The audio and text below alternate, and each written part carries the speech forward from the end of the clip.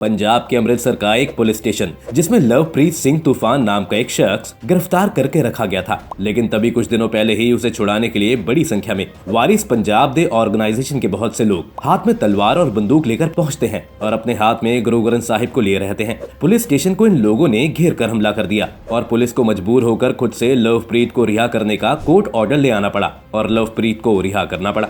हो सकता है ये किसी फिल्म की कहानी लगे, लेकिन ये असली में कहानी है उस अमृतपाल सिंह के समर्थकों की, जिसने अमृतपाल के कहने पर उसकी करीबी को पुलिस स्टेशन से छुड़ाने के लिए पुलिस स्टेशन पर हमला कर दिया, जिसके बाद से ही लचर पुलिस सिस्टम की हर जगह बात हो रही है। अमृतपाल सिंह जो आज पंजाब के खालिस्तान आंदोलन की एक ऐसी आवाज बन गया है कि उसके कहने भर से पूरे पंजाब में वायलेंस देखने को मिल सकता है। अब आप खुद सोचिए कि कोई आदमी इतना बड़ा हो गया है कि उसके भाई की गिरफ्तारी का विरोध भी पुलिस वाले नहीं झेल पाए। इसलिए इस समय बात ये हो रही है कि आखिर ये आदमी है और महज 30 साल की उम्र में खालिस्तान मूवमेंट को फिर से जिंदा करने की हिम्मत इसके अंदर कहां से आई।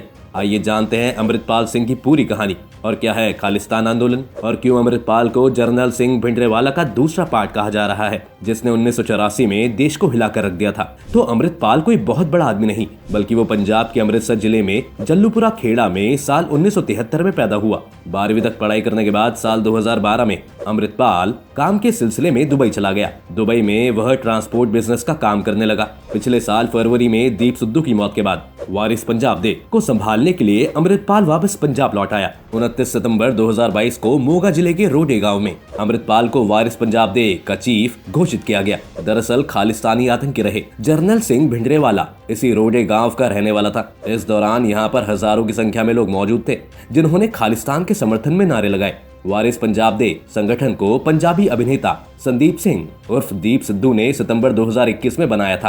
अगर आप दीप सिद्धू को नहीं पहचानते तो आपको बता दें कि किसान आंदोलन के दौरान जब दिल्ली में 26 जनवरी के दिन किसानों ने ट्रैक्टर रैली निकाली थी, तब उस रैली को हिंसक और खालिस्तानी बनाने में सबसे बड़ा हाथ इसी दीप सिद्धू का ही था। दीप ने ही सबसे पहले लाल किले की प्राचीर पर सबसे ऊपर खालिस्तान का झंडा लगाया था, जिसके बाद उन पर देश की अखंडता को नुकसान पहुंचाने का आरोप लगा था। इसी दीप सिद्धू ने ही वारिस पंजाब के ऑर्गेनाइजेशन को बनाया था, जिसका मकसद यह था कि इस ऑर्गेनाइजेशन की मदद से पंजाब में भटकी हुई यूथ को सिख पंथ के रास्ते पर लाना और पंजाब को जगाना है। लेकिन इस यूथ को और पंजाब को जगाने के बीच में असली मकसद इस ऑर्गेनाइजेशन का ये था कि वो इसी के तहत अलग देश के लिए यानी पंजाब को एक अलग देश बनाने के लिए आजादी की लड़ाई शुरू करें। सोशल मीडिया एक्टिविटी से पता चलता है कि अमृतपाल पिछले 5 सालों से सिखों से संबंधित मुद्दों पर मुखर होकर बोल रहा है। वह 3 एग्रीकल्चरल लॉज के खिलाफ किसानों के आंदोलन का भी हिस्सा बना, खासकर दीप सिद्धू से जुड़े आंदोलन का। सिंधु बॉर्डर पर दीप सिद्धू अपने भाषणों में कहता था कि एग्रीकल्चर लॉज को निरस्त करने के बावजूद आंदोलन बंद नहीं होना चाहिए, बल्कि पंजाब में एक बड़ी पॉलिटिकल एंड सोशल चेंज की ओर ले जाना चाहिए। अमृतपाल सिंह के अपने विचार भी ऐसे ही हैं, लेकिन उसने दीप सिद्धू से अलग राह पकड़ी है। यहाँ एक और रोचक बात यह है कि अमृतपाल और दीप सिद्धू जाहिर तौर पर कभी एक दूसरे से नहीं मिले और दोनों के बीच सिर्फ सोशल मीडिया के जरिए ही बातचीत हुई। सोशल मीडिया की बातचीत के बदौलत ही इस ऑर्गेनाइजेशन के लोगों को यह लगा कि अमृतपाल सिंह ही हैं जो दीप सिद्धू के सबसे करीब है। इसलिए यहीं से अमृतपाल सिंह का विवादों से नाता जुड़ता गया और वो वारिस पंजाब दे के प्रमुख बनने के सबसे लायक कैंडिडेट बन गए। लेकिन दीप सिद्धू की मौत के बाद उनके कुछ पार्टनर और परिवार के कुछ सदस्य अमृतपाल को चीफ बनाए जाने का विरोध करते हैं, क्योंकि कई लोगों का दावा था कि ये भी है कि सिद्धू तो अमृतपाल को पसंद भी नहीं करता था, इसलिए उसने अमृतपाल को सोशल मीडिया पर ब्लॉक कर दिया था। इसी बात को लेकर दीप सिद्धू के भाई मनदीप सिंह सिद्धू ये बात कह चुके हैं कि वो लोग अमृतपाल से पहले कभी नहीं मिले, दीप सिद्धू भी उससे कभी नहीं मिले। वह कुछ समय तक फोन पर दीप सिद्धू के कांटेक्ट में रहा, लेकिन बाद में दीप ने उसे ब्लॉक कर दिया। इसीलिए मिशन से जुड़े कई लोग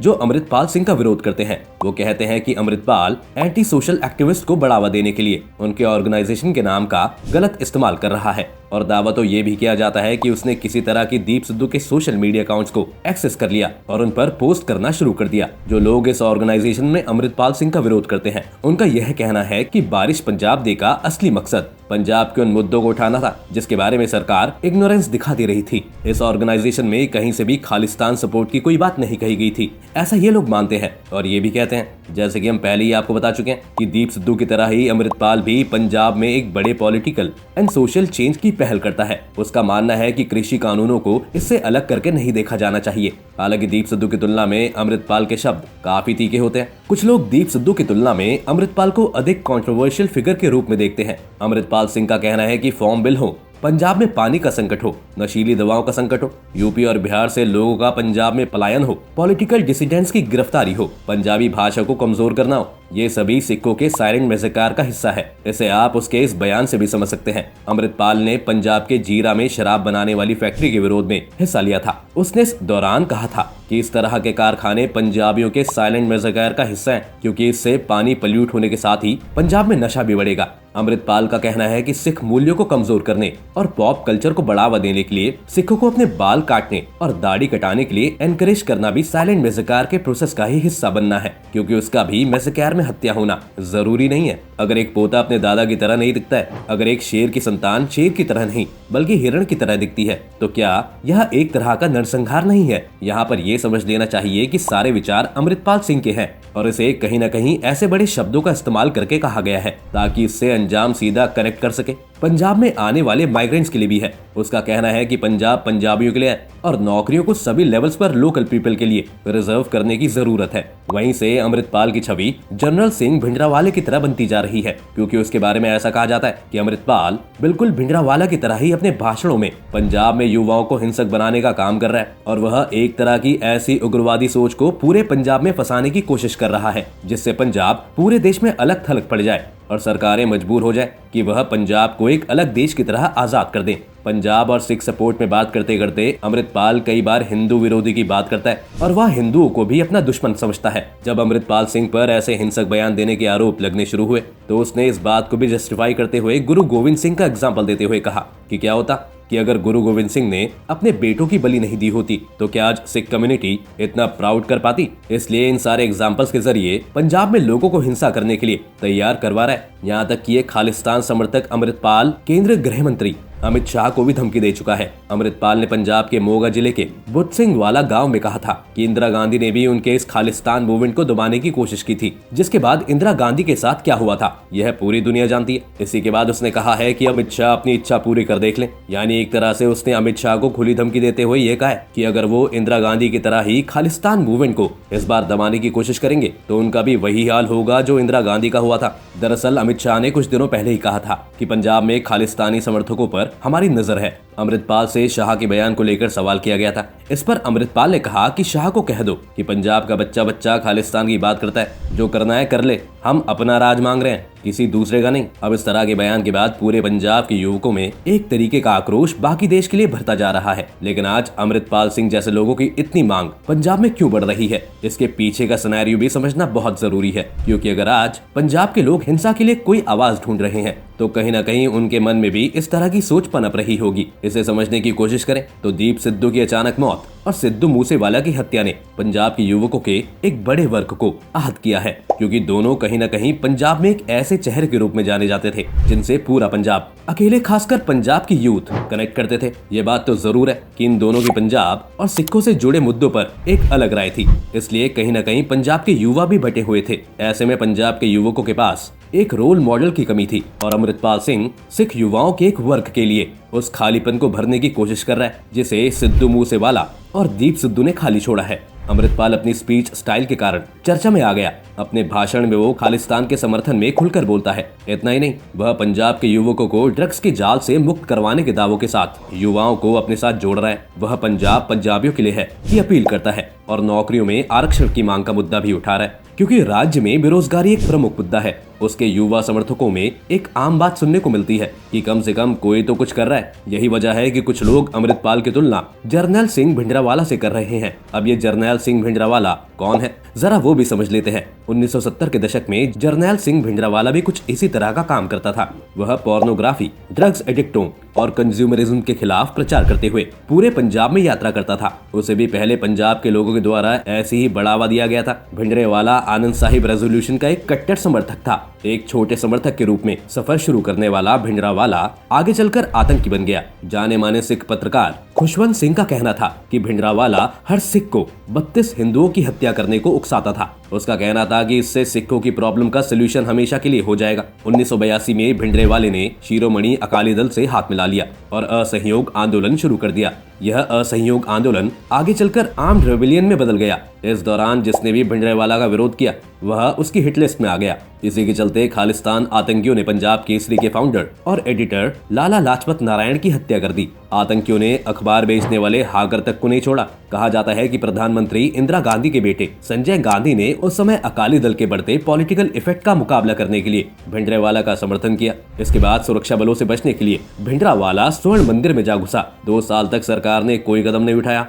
इसी दौरान भिंडरावाला स्वर्ण मंदिर परिसर में बने अकाल तख्त का काबिज हो गया। पहले दूसरे ऑप्शंस पर चर्चा की गई। प्रधानमंत्री इंदिरा गांधी ने भिंडरावाला को पकड़ने के लिए एक गुप्त स्नैच एंड ग्रैब ऑपरेशन को लगभग मंजूरी दे दी थी। इस ऑपरेशन के लिए 200 कमांडो को ट्रेन भी किया गया था। जब इंदिरा गांधी ने पूछा कि इस दौरान आम लोगों को कितना नुकसान हो सकता है, इसके बाद ऑपरेशन सनडाउन को रोक दिया गया। इसके बाद सरकार ने सेना को भेजने का फैसला लिया। कहा जाता है कि 5 जून को कांग्रेस के सभी सांसदों और विधायकों को जान से मारने की धमकी और गांव में हिंदुओं की सामूहिक हत्याएं शुरू करने की योजनाओं का खुलासा होने के बाद ये फैसला किया गया। 5 जून 1984 को रात 10:30 बजे ऑपरेशन का पहला चरण शुरू किया गया। स्वर्ण मंदिर परिसर के अंदर की इमारतों पर आगे से हमला शुरू किया गया। इस दौरान खालिस्तानी आतंकियों ने भी सेना पर खूब गोलीबारी की। 7 जून तक भारतीय सेना ने परिसर पर कंट्रोल कर लिया। ऑपरेशन ब्लू स्टार 10 जून 1984 को दोपहर में समाप्त हो गया। इस पूरे ऑपरेशन के दौरान सेना के 83 जवान शहीद हुए और 249 घायल हो गए। सरकार के अनुसार हमले में 493 आतंकवादी और नागरिक मारे गए। हालांकि कई सिख संगठनों का दावा है कि ऑपरेशन के दौरान कम से कम 3000 लोग मारे गए थे। स्वर्ण मंदिर पर सेना की तरफ से चली गोली और अकाल तख्त पर जरनैल सिंह भिंडरावाला की मौत ने देश भर में सिख कम्युनिटी को एक धक्का पहुंचा दिया था, जिसका असर ये हुआ कि 1984 में ही इंदिरा गांधी के दोनों बॉडीगार्ड जो सिख थे, उन्होंने इंदिरा गांधी की गोली मारकर हत्या कर दी। जिसके बाद से दिल्ली में हुए सिख दंगे की कहानी ऐसी है कि पूरी दिल्ली में सिखों के ऊपर खूब अत्याचार किए गए। और आज जिस तरह मुसलमानों को आतंकवादी होने का ठप्पा दिया जाता है, ऐसा उस समय सिखों को दिया जाने लगा था। और इन सब के पीछे कारण सिर्फ और सिर्फ जरनैल सिंह भिंडरावाला था। इसीलिए खालिस्तानी समर्थक होने की वजह से अमृतपाल सिंह को भिंडरावाला पार्ट 2 भी कहा जा रहा है। अमृतपाल भिंडरावाले की तरह ही नीली पगड़ी पहनता है और उसने पिछले साल जरनैल सिंह भिंडरावाला के गाँव में वारिस पंजाब दे संगठन की पहली एनिवर्सरी मनाते हुए उसने खुद कहा था कि भिंडरावाले उसकी इंस्पिरेशन है और उनके बताए रास्ते पर आगे भी चलेगा, क्योंकि वो उनके जैसे ही बनना चाहता है और खालिस्तान आंदोलन को आगे बढ़ाना चाहता है। अब जरा जल्दी से ये भी समझ लेते हैं कि आखिर खालिस्तान आंदोलन है क्या और इसकी शुरुआत कैसे हुई। खालिस्तान आंदोलन की कहानी 1929 में शुरू होती है। कांग्रेस के लाहौर सेशन में मोतीलाल नेहरू ने जब कंप्लीट इंडिपेंडेंस यानी पूर्ण स्वराज का प्रस्ताव रखा, तब से ही इस आंदोलन की शुरुआत मानी जाती है। इस दौरान 3 तरह के समूहों ने इस प्रपोजल का विरोध किया। पहला था मोहम्मद अली जिन्ना की अगुवाई वाला मुस्लिम लीग, दूसरा ग्रुप अंबेडकर की अगुवाई वाला दलितों का था और उस समय अंबेडकर दलितों के लिए अधिकारों की मांग कर रहे थे। लेकिन वो तीसरा ग्रुप था मास्टर तारा सिंह का, जो कि उस समय शिरोमणि अकाली दल की अगुवाई कर रहे थे। मुस्लिम और दलितों का क्या हुआ ये तो आपको पता ही होगा, लेकिन इस दौरान तारा सिंह ने पहली बार सिखों के लिए अलग राज्य की मांग रखी। 1947 में ये मांग आंदोलन में बदल गई। इसे नाम दिया गया पंजाबी सूबा आंदोलन। आजादी के समय पंजाब को 2 हिस्सों में बांट दिया गया। शिरोमणि अकाली दल भारत में ही लिंग्विस्टिक बेसिस पर एक अलग सिख सूबा यानी सिख प्रदेश मांग रहा था, लेकिन इंडिपेंडेंट इंडिया में बने स्टेट रीऑर्गेनाइजेशन कमीशन ने यह मांग मानने से इनकार कर दिया, जिसके बाद पंजाब में 19 साल तक अलग सिख सूबे के लिए प्रोटेस्ट और विद्रोह होते रहे। इस दौरान हिंसा की घटनाएं बढ़ने लगी। आखिरकार 1966 में इंदिरा गांधी सरकार ने पंजाब को 3 हिस्सों में बांटने का फैसला किया। जी हाँ दोस्तों, शायद आपको नहीं पता होगा कि पहले पंजाब एक बहुत बड़ा राज्य था, लेकिन इस बंटवारे के साथ ही सिखों की बहुलता वाला पंजाब अलग हो गया और उसी से हिंदू भाषा बोलने वालों के लिए हरियाणा और तीसरा हिस्सा चंडीगढ़ था, जिसमें हरियाणा और पंजाब को तो पूर्ण राज्य कद्र मिला और चंडीगढ़ को केंद्र शासित प्रदेश बना दिया गया और इसके साथ ही इसे दोनों नए प्रदेशों की राजधानी बना दिया गया। इसके अलावा पंजाब के लिए पहाड़ी इलाकों को हिमाचल प्रदेश में मिला दिया गया। इस बड़े फैसले के बावजूद कई लोग इस बंटवारे से खुश नहीं थे। कुछ लोग पंजाब को दिए गए इलाकों से नाखुश थे, तो कुछ कॉमन कैपिटल से खफा थे। अकाली चाहते थे कि पंजाब की नदियों का पानी किसी भी हाल में हरियाणा और हिमाचल को नहीं दिया जाए। सरकार ने इसे मानने से साफ इनकार कर दिया, जिसके बाद अलग सिख देश की आवाज लगातार 70 के दशक में खालिस्तान को लेकर कई चीजें हुई, जिसमें सबसे बड़ी खबर थी 1971 से, जब जगजीत सिंह चौहान ने अमेरिका जाकर वहां से न्यूज़पेपर में खालिस्तान राष्ट्र के तौर पर एक पेज का का एडवर्टीजमेंट पब्लिश कराया और इस आंदोलन को मजबूत करने के लिए चंदा मांगा। बाद में 1980 में उसने खालिस्तान नेशनल काउंसिल बनाई और उसका चीफ बन गया। लंदन में उसने खालिस्तान के देश का डाक टिकट भी जारी किया। इससे पहले 1978 में जगजीत सिंह चौहान ने अकालियों के साथ मिलकर आनंदपुरा साहिब के नाम रेजोल्यूशन जारी किया जो अलग खालिस्तान देश को लेकर था, और इसी आनंदपुर साहिब रेजोल्यूशन का कट्टर समर्थक था जरनैल सिंह भिंडरावाला और उसी के समर्थक हैं अमृतपाल सिंह। तो क्या अमृतपाल सिंह देश के लिए एक नई मुसीबत बनने वाले हैं? ये एक बड़ा सवाल है। आपकी इस मामले में क्या राय है, हमें कमेंट करके जरूर बताएं। साथ ही इस वीडियो को लाइक और शेयर करना ना भूलें और चैनल को सब्सक्राइब कर लें।